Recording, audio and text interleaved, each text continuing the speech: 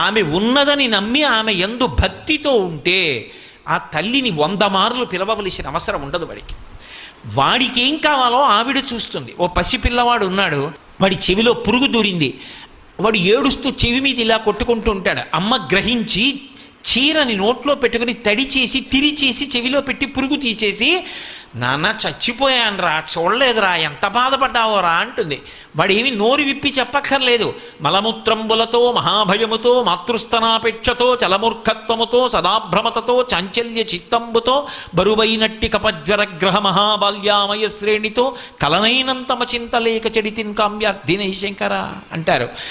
అటువంటి స్థితిలో ఏదీ నోరు విప్పి చెప్పకపోయినా అన్నీ ఇచ్చి కాపాడిన అమ్మలా ఆ తల్లి యందు భక్తి కలిగి పాత్రత ఉన్నవాడు ఎవడున్నాడో వాడి అవసరాల గురించి వాడు ఆలోచించవలసిన అవసరం ఉండదు. వాడి అవసరం గురించి అమ్మవారు